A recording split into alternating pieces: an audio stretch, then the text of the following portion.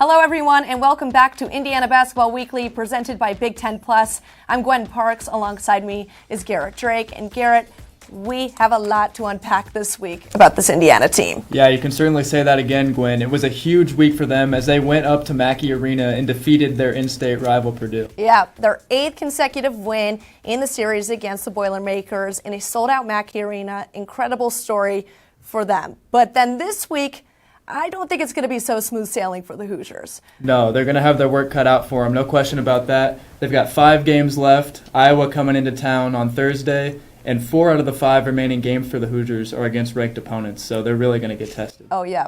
And to understand these upcoming games, we got to take a look at this last week's game against Purdue, which we're going to get into right now.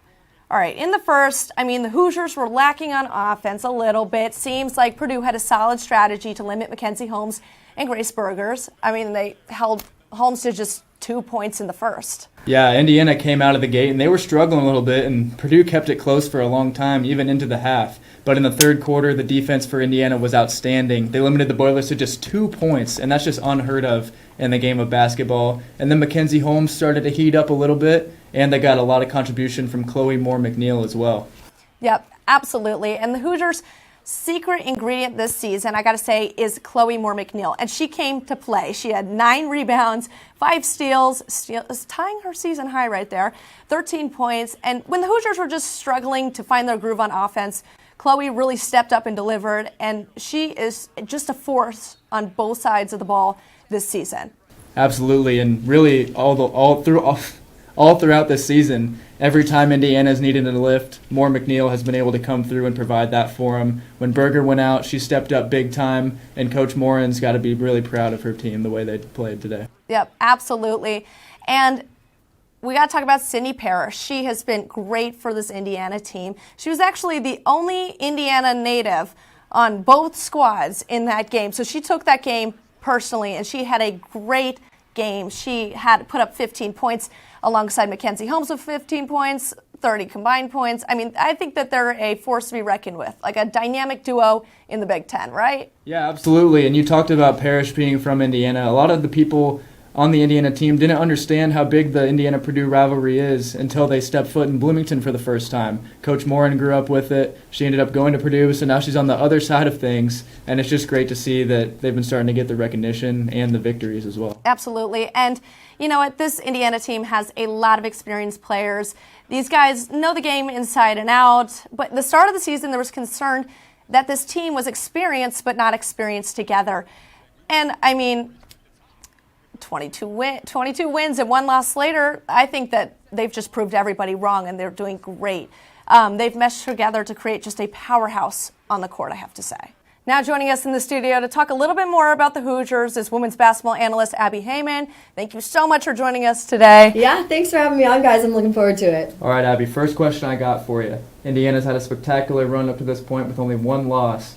Tough game against Iowa on Thursday. What do they need to do to get that one at home? Yeah, this is going to be one of the team's toughest matchups of the season so far. Obviously, Iowa, they have Caitlin Clark, one of the top players in the nation. But I think it's going to rely on Indiana's defense. We've seen a lot of improvement from them, very strong, especially in the game against Purdue. During that third quarter, they came out hot after halftime, and Purdue only scored 2 points in the third quarter. So I think if they can keep up that defensive energy, they'll be able to do okay. Yeah, absolutely. And more on that Iowa game.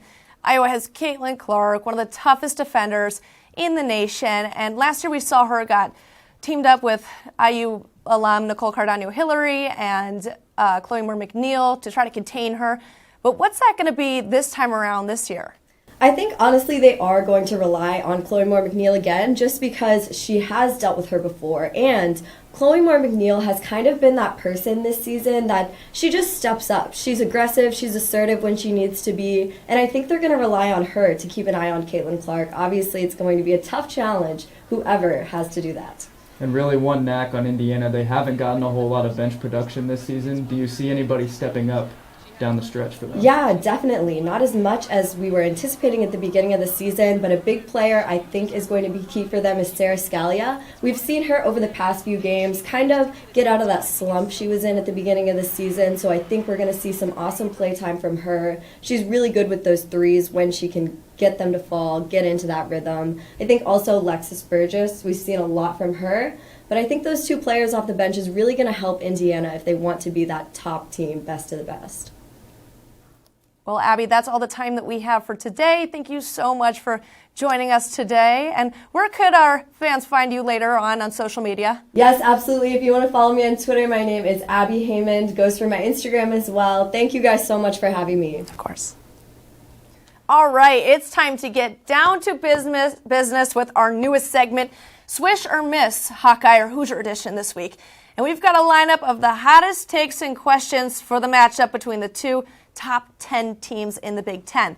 All right, we got to decide if we're backing with the Hawkeyes or rolling with the Hoosiers. And we got 20 seconds each to take our picks. So we're going to get into it. I think you got the first question, so. Absolutely. You're on the hot seat first here, Gwen. All right. Who's going to have the leading scorer in this contest? I'm going to have to go with the Hawkeyes for this one. I think that Caitlin Clark is just going to dominate out there. And looking down at my nails here, they might be in trouble on Thursday. People are thinking this is going to be a nail biter through and through. But who's going to have the slight edge at the half in this one?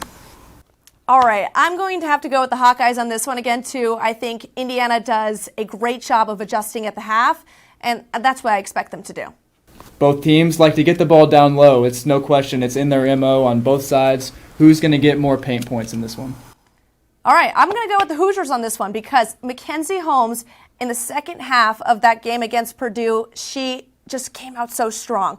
She found out how to work through the defense and just get right in there, and I think she's going to do great. Yeah, absolutely. I don't think there's any way you can argue with that. She's been solid all year. Who, in your opinion, has the more experienced lineup, Indiana or Iowa? All right, I'm going to go with the Hoosiers on this one. I think that they have so much experience, a lot of depth, and they got a lot of experienced younger players with a lot of talent and a lot of older players too, upperclassmen, and they mesh really well on the court, and it's been very clear. I mean, they are 22-1. Something is working for them, and that's the experience, I think. Absolutely. All right, now it's my turn to ask you a few questions. I'm ready. Are you ready? All right. Hoosier or Hawkeye? All right. Who's going to have the most points off the bench? It's got to be Sarah Scalia on the IU side. She had a great game against Purdue last Sunday. She had 14 points in that one, shot really well from the floor. I expect her to provide a spark off the bench again. Yeah, absolutely. She has been great this season. Her growth has been tremendous. All right. Who's going to have the biggest threat from the three and beyond? Which team? Now, people may think this is an obvious answer at home, and it is. Caitlin Clark, no question about it. She likes to shoot the three. She dribbles around, creates her own shots. She'll pull up from anywhere on her side of half court, sometimes even beyond that. So it's got to be Clark. No Cindy Parrish? Come on. Hey, I stick to my guns. Assembly Hall makes her electric. All right, next question. Who's going to bring a better defensive effort and on Thursday?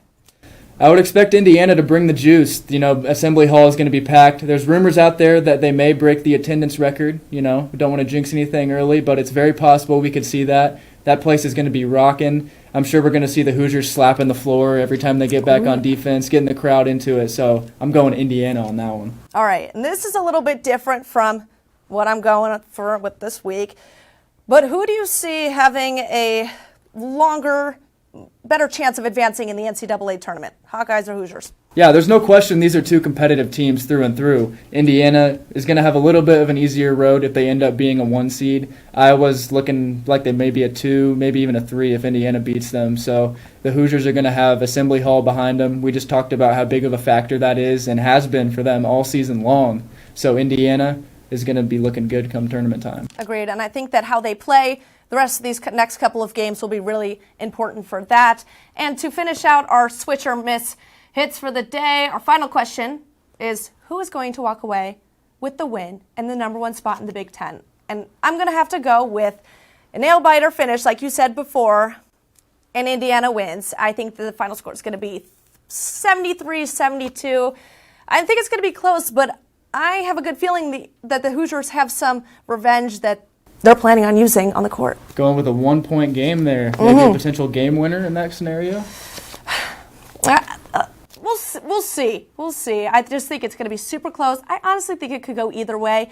I feel like Indiana has a little bit more of an edge because they're in Assembly Hall, right? You've seen the atmosphere. Yeah, I'm definitely going to agree with you that the Hoosiers have the edge in this one. My margin of victory is going to be a little bit more. I'm going to have them winning by about 4 points. Okay. A little bit of a lower scoring game. I'm going 67-63. Caitlin Clark is still going to be a factor. I have her around the 25 to 28 point mark, but I think the Hoosiers do a good job of containing her as well. All right, well, we're excited to see how that matchup plays out this week. Don't miss Indiana versus Iowa this Thursday at 6:30 p.m. on the Big Ten Network.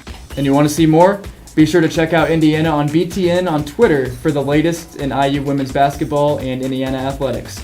Until next time, she's Gwen Parks. I'm Garrett Drake. Have a great week, everybody.